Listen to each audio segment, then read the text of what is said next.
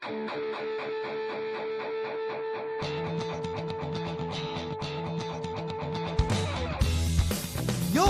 listening to the Let's Go Buffalo podcast, your new favorite podcast for everything Bills and Sabres.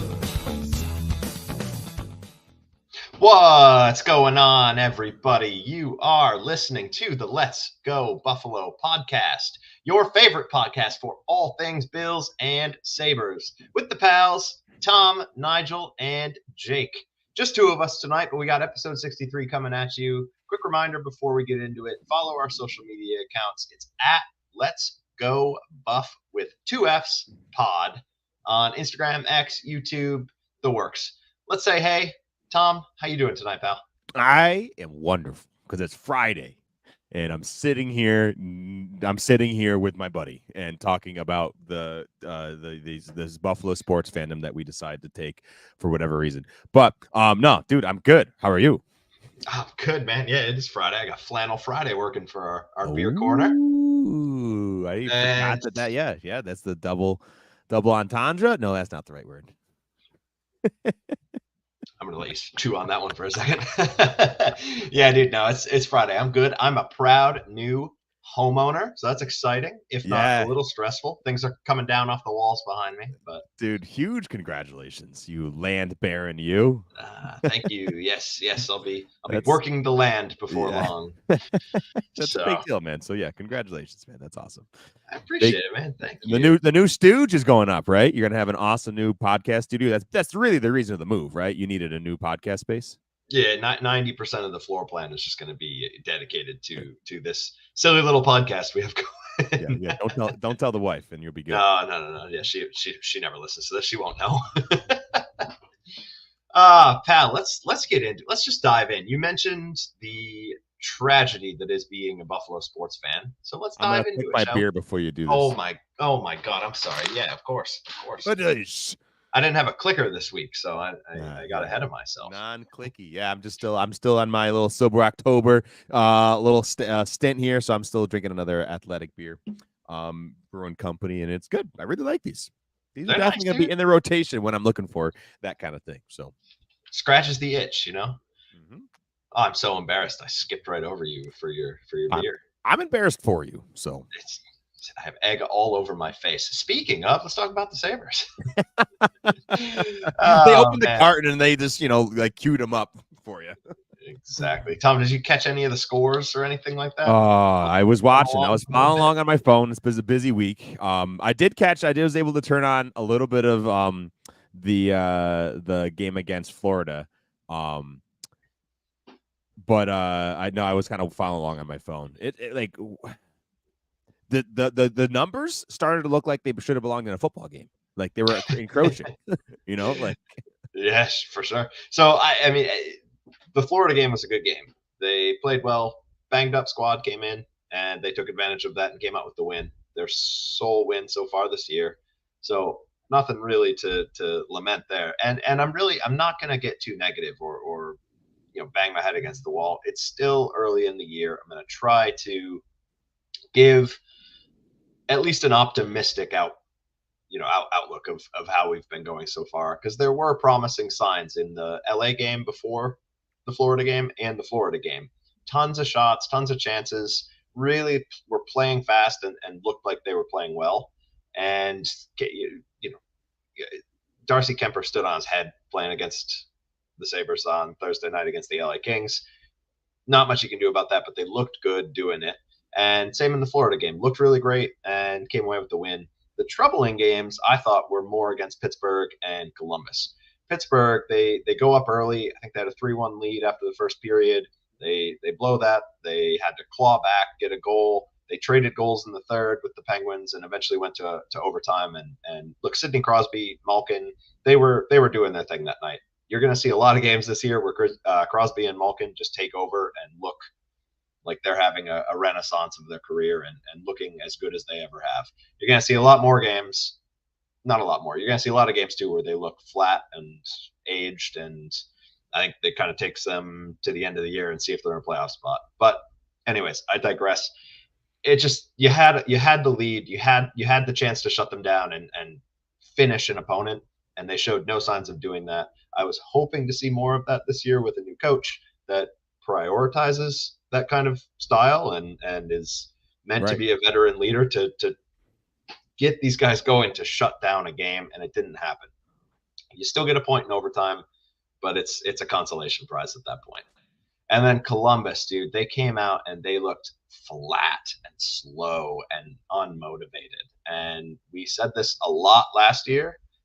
We haven't really said it this year. You probably could have made that argument for the Devils game, first game of the season, but it's troubling. I mean, it's not like this is game 52 on a Tuesday night in Winnipeg and they're comfortably, 4 or 5 points above of the playoff line.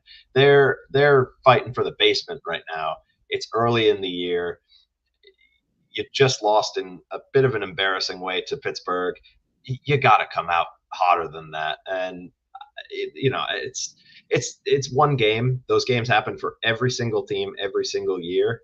So it's not, you can't really chalk it up to much until it starts to be a pattern, but it's still concerning. You know what I mean? Oh, dude, absolutely. Especially like you said, like at this point, like you're still looking for a spark, right? Like let's get this ship pointing in the other direction, and it's just continuing to slip, and that's disappointing. Yeah. Agreed. Yeah, I thought in that game in particular, and a few others too. Dahlin, I'm not trying to throw him under the bus or anything. He hasn't really looked right to me. I don't know if I could put my finger on why. Just, I don't know if it's maybe that injury from training camp that never fully healed. If he's just something's not clicking, but he doesn't look like Rasmus Dahlin right now. It feels like he's maybe trying to force some things that aren't there. I don't know, but if this team's going to turn around, it starts with him. He's the captain now. He is the spiritual leader. He is the talent leader on the team. I mean, he should be your best player every night in and night out, and he doesn't look like it right now, and that's concerning. Look at me. I am the captain. I'm the captain now. But I think so. Defense needs to the success of the team is going to come from the blue line, and we haven't seen it yet. The forwards, on the other hand, I think have looked fairly good. The bottom six is doing exactly what you're asking them to do, playing smart hockey, fast. McLeod, that trade looks great early on. He's been a breath of fresh air in the bottom six, and really Malenstein I thought has looked good. Without diving too much into numbers or anything like that, they've just eye test have looked solid so far. That's what you want your bottom six to do. It's the second line where I really take issue. Top line, I think they're playing fine. Tuck's off to a hot start. Peterka looks great up on that top line. I would make the argument that he might be the best forward on the team right now through 6 games. But it's that second line that's really, really troubling me. It's Cousins in the middle. On the wings is Quinn and mostly. Oh my God, help me out, Tom. Zach Benson. Yeah. Sorry, they've shifted a little bit from. They've shifted a little bit from that because of injuries and things like that. But Cousins and Quinn look really concerning. Cousins has that new-ish contract, paying him $7 million a year to be our team's number 2 center, and he just does not look like it. I mean, struggling is an understatement. Quinn looks slow. Doesn't look like he doesn't have that burst that he seems to have had in the past. His skating ability historically has been fairly good, and he's just been flat out outskated quite a bit. So I don't know if that's compounding from them being on the same line. I don't know if that is an issue with Peterka being moved off the line. If he was the straw that stirred the drink on that line, I don't know. But you got to get those two guys going. You can't have a top 6 that is completely neutered half the time. It would be concerning if Dylan Cousins isn't a true center in the NHL, given you paid him to be your number 2 center. Down the line, you might try him on the wing, but then at that point, who's stepping up and playing second line center? Is it Ryan McLeod? I don't think he's best suited for that. Are you asking Peyton Krebs to go up there? Lafferty? Like, none of these guys are really number 2 centers, and I think that's really concerning if Cousins is a winger at the NHL level. So I guess for me, like I don't. Quinn sat the other night, and it didn't help tremendously. If anything, it hurt. An idea that I had, I think that I've heard thrown around too, is what if you do put Peterka back on that line? He's been very solid so far. Give them a spark by matching them up with him again, and that moves Benson up to the top line with Tuck and Thompson, where I thought he's gotten some looks with them, and I thought looked good in that spot. So you got to change something though. You got to get those two guys going. It's concerning that they're not. Right. The other thing I want to mention, stop me if you've heard this before, but the power play is just fucking putrid, dude. They're over. They've yet to score a power play goal through 6 games. That's good. I think they've had something like 17 power play chances, something like that. It's 30 minutes elapsed of ice time between all those penalties that they've had to play up a man and have still yet to score a goal. They're different. Their goal differential. They've been outscored on their own power play by giving up a shorthanded goal to Pittsburgh the other night. It's just beat your head against the wall level of disappointing incompetence. I mean, dude, last year we talked about it the whole year. They were the 28th, I think, ranked power play last season. They had a new coach come in. They promoted Seth Appert, who has a reputation of being a good power play specialist. You know flat out that it was an issue last year. You don't have that much new personnel on your power play units. How do you get them clicking? And whatever off-season work they did, whatever training camp work they did, and through 6 games has not worked. Their zone entries have been a touch better, sure, I'll give you that, and that is one of the staples of Seth Appert's power play. Yep. But once in the zone, it's just not working. There's no cohesion. Puck movement is sloppy. Barely generating chances. I can count. I'd need more than one hand to count the power play cycles that the other team has generated more scoring chances on than the Sabres have. And I mean, it's frustrating because I think they're playing pretty good hockey 5-on-5, but you cannot be a playoff team if your special teams aren't clicking.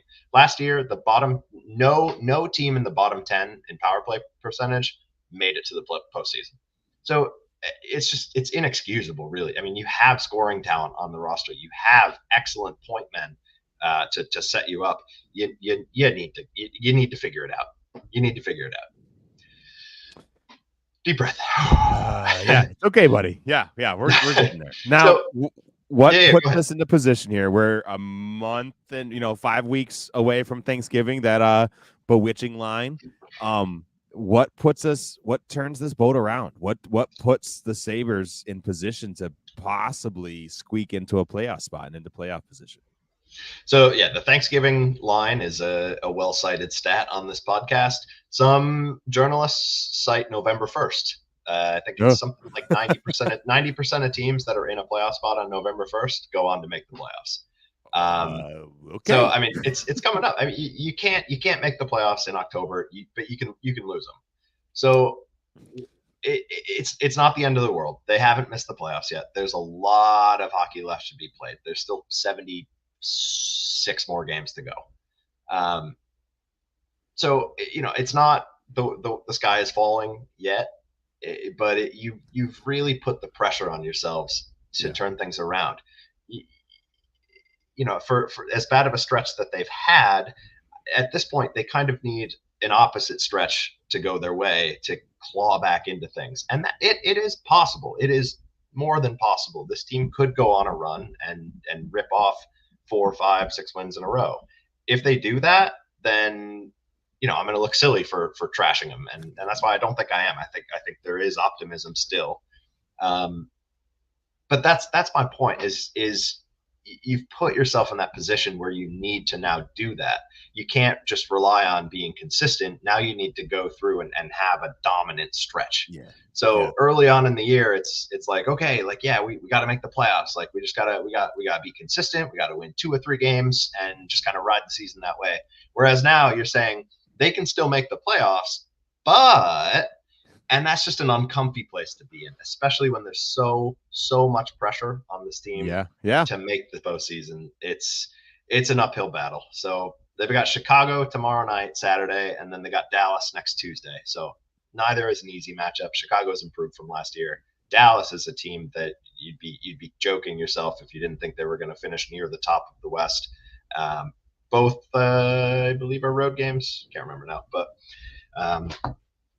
yeah, you've put yourself in a tumultuous situation early on in the year. So it's not that they can't climb out of it, but boy, they need to strap on the work boots and get there.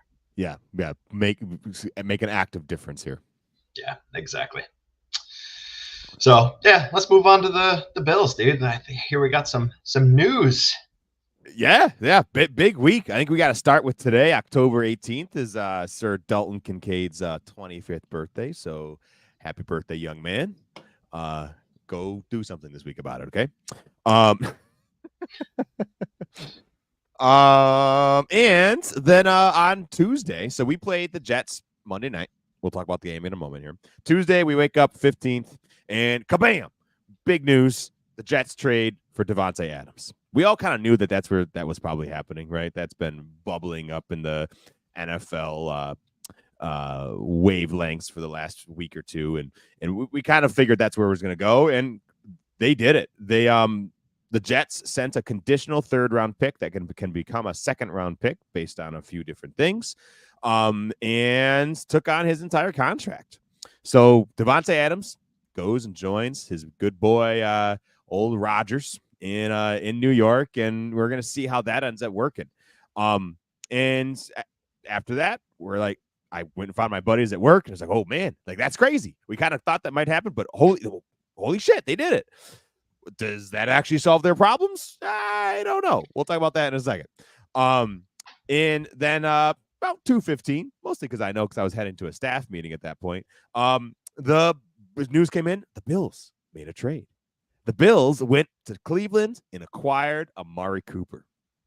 So, which is honestly, I'm over the moon. I think based on the fact that Davante Adams was going to the Jets, and yeah, it would have been fun to go get Davante Adams, but probably borderline irresponsible to go get Davante Adams, right?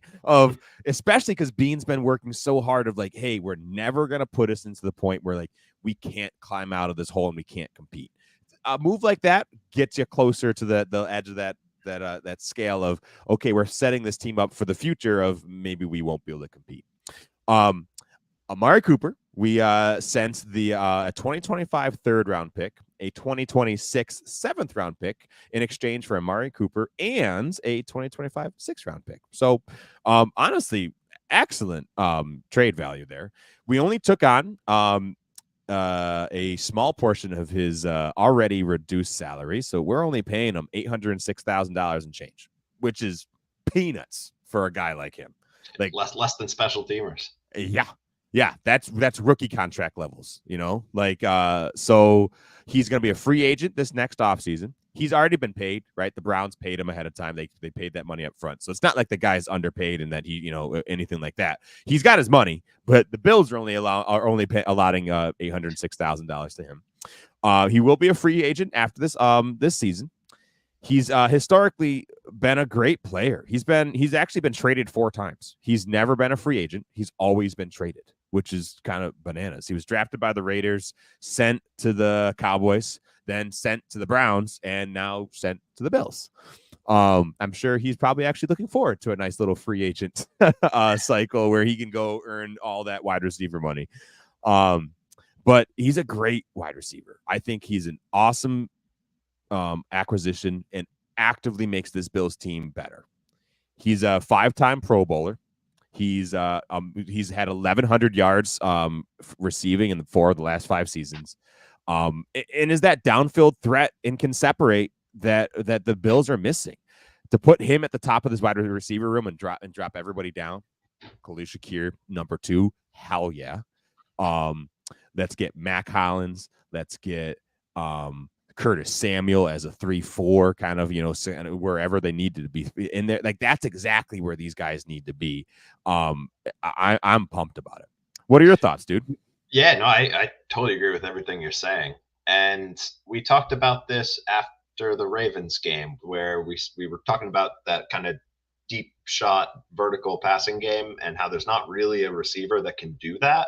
This guy can. I mean, he's proven that time and time again in his career with different quarterbacks. And so that just kind of pushes everybody else down the roster, like you said, but also pushes them more to the inside if he can handle those outside routes. And I think that benefits a lot of our guys that maybe aren't as speedy or have the hands to make up those vertical passes. So, dude, I'm thrilled that we got him, especially for the cost that we did. Yeah, like the value is amazing, and I think the effect that he's going to have on this team is awesome. And I can't believe I left off freaking Keon Coleman. You're going to have Amari Cooper and Keon Coleman on the outside, put Khalil Shakir, Dalton Kincaid, right? Curtis Samuel on the inside, and now we're cooking. Now we're cooking. I'm excited about it.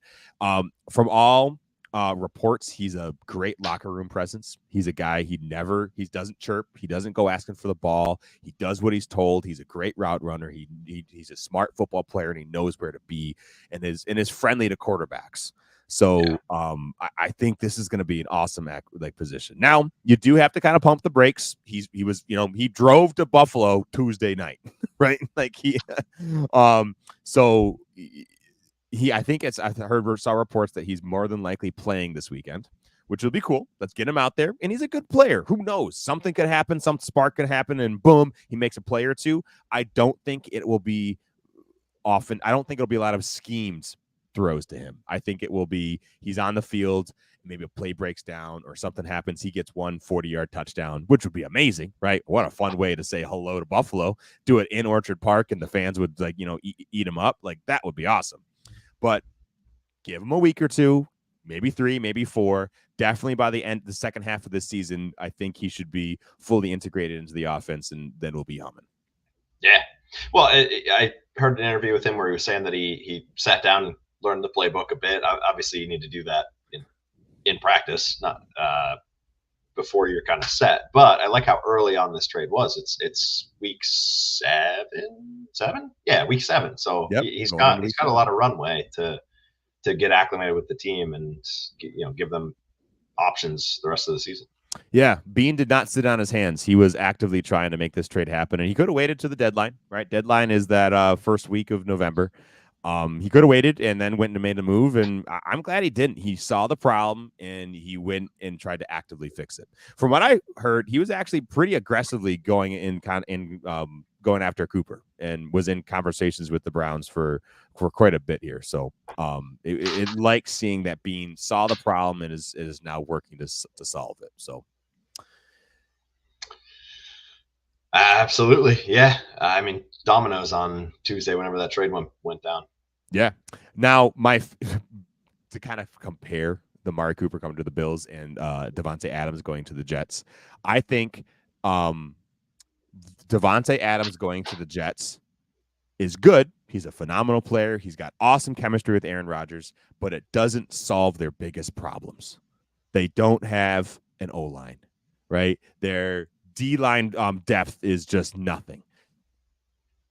The Amari Cooper coming to the Bills fills one of those final holes in this team.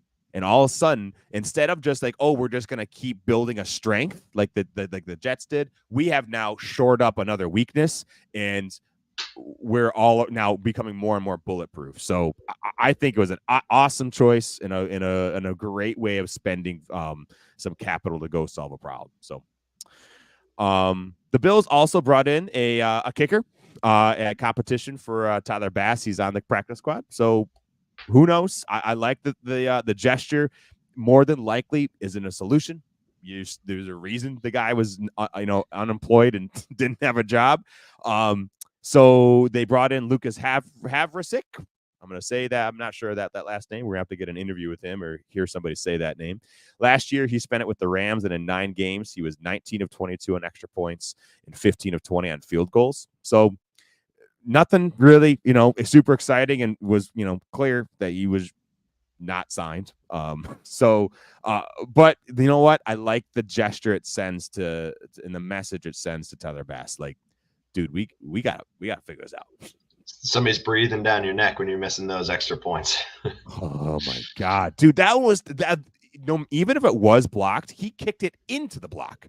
Like it wasn't going in. He absolutely just shanked it into this other paw of a giant human's hand, and despicable. Cause or effect, right? But it's not like that's the only extra point he's missed this year.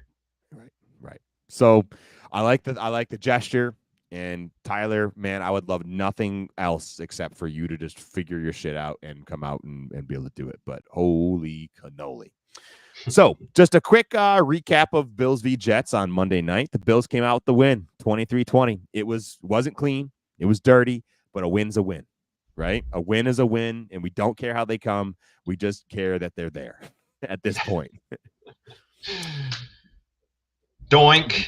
Doink. Yeah, dude. I mean, those two off the goalposts kicks from the Jets kicker were monumental. They turned out to be. It was windy. It looked windy, and the announcing staff was talking about it, but he still missed. You take them any way they come. Right. But yeah, wow, what a break, kind of. Yeah, exactly. Let's start with some things we liked, because there was quite a bit. This team looked good. There was some improvement, and they did come out with the win. My favorite part was Ray Davis, seeing the rookie come in and just play physical. Like that guy was running into people's faces.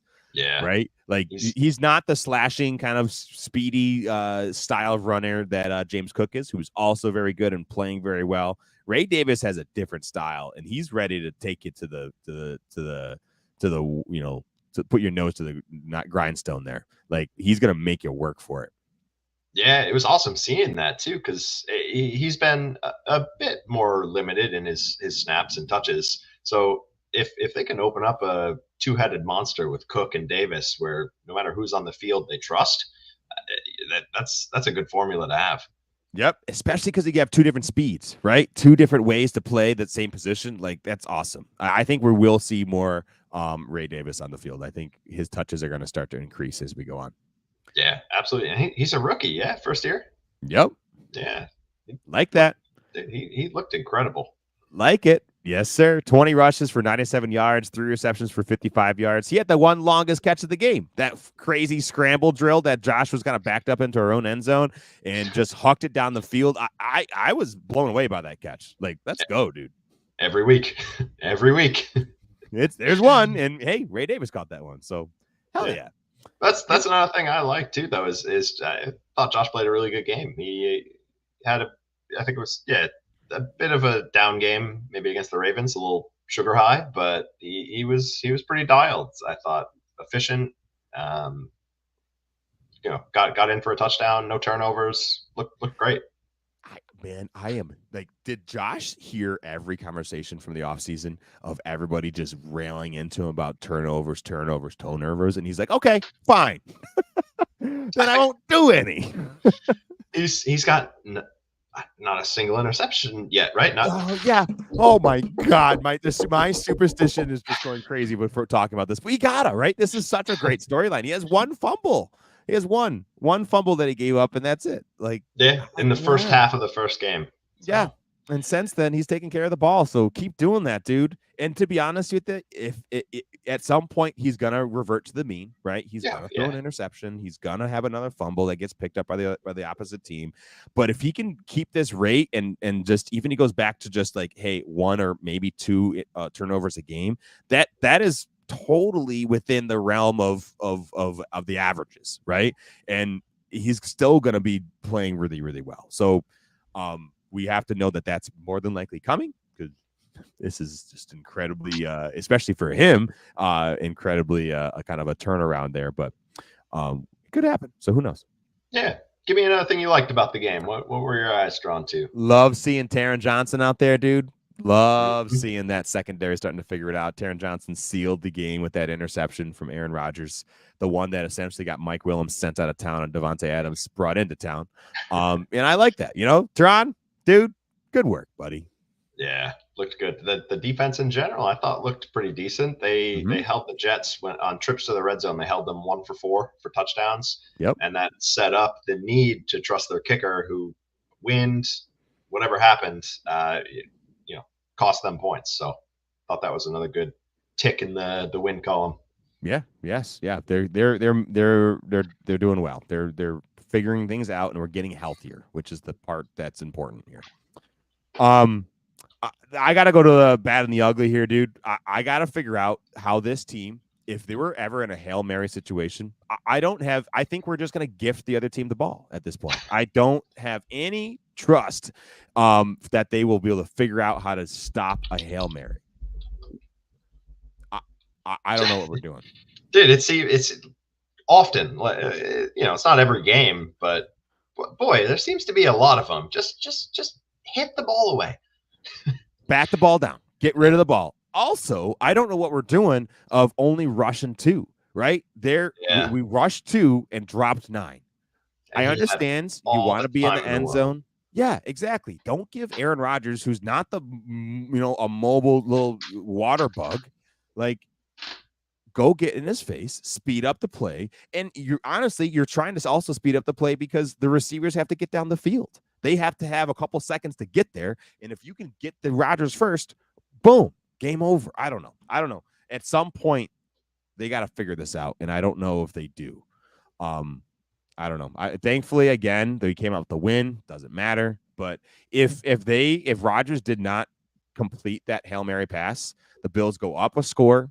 We have a double dip opportunity. Maybe they go up 2 scores. And this game is a completely different ball game. And it doesn't stay close. Yep.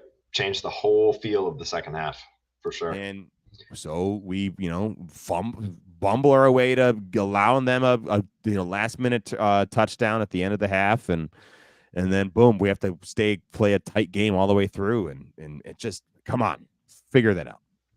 Agreed. Yeah. We mentioned Bass already. Anything else you want to say about him and the bad and the ugly? Because his name should be in this slot. No, you know what? I don't really want to spend much more of a breath on him. I think he's got figure it out, dude. Figure it out. I don't know what to tell you. This team is as strong as its weakest link, and you're the weakest link right now. 100%. If we want to be able to stay in games that we need to win, he has to figure it out. And kickers have just become more and more important. A lot of them just do not miss, and so it's to say it's free points that you're leaving on the board is maybe simplifying it a bit too much, but you can't turn those points up. They're hard to come by in NFL games. You got to make those. So got to make them. Yep. Anyways, the other ugly I wanted to mention. So many penalties, and it's not like they all went against the Bills. There were 3 teams playing that night, and one of them was the referee squad. It was ridiculous. Every play, I was just waiting for a flag to fly. Some of them were super late. It was a comedy act by the end, dude. Some of them were just blatantly not penalties on both teams. I'm not trying to be a homer here. It was ridiculous, man. Just wanted to mention that. They made it about them. And they should not be. The inconsistency of officiating in the NFL is just bananas, considering the billions of dollars that are involved here. But for sure. But you come away with the win. You're 4-2. You got 2 games up on the next team in the division. Good place to be. Keep on rolling, baby. Great place to be. So let's keep it moving. The Bills welcome the Tennessee Titans to Orchard Park on Sunday for a 1 p.m. kickoff. We're back home. We've been on a little bit of a road stint here, and 1 p.m. in Orchard Park. Sign me up, baby. Let's go. That's prime time. The big kind of keys here is we cannot let this be the game that the Titans come alive. They have been a bumbling, just stumbling, idiotic team this entire first part of the season, and we can't let them figure it out. It's that bumbling, stumbling, idiotic team is led by Sir Will Levis, who at this point is essentially just sugar high Josh Allen to the nth degree. All this crazy shit that we get upset with Josh that he's done throughout his career, Will Levis seems to pack it into one quarter. It's bananas. And don't let him figure it out. make Will Levis be the one to have to win this game and have to figure out with his star-studded wide receivers. Ready? Let me name some wide receivers here. DeAndre Hopkins, Calvin Ridley, and Tyler Boyd. On paper, some very well-known names. Maybe not in their prime. DeAndre Hopkins certainly isn't. Calvin Ridley, I thought still was.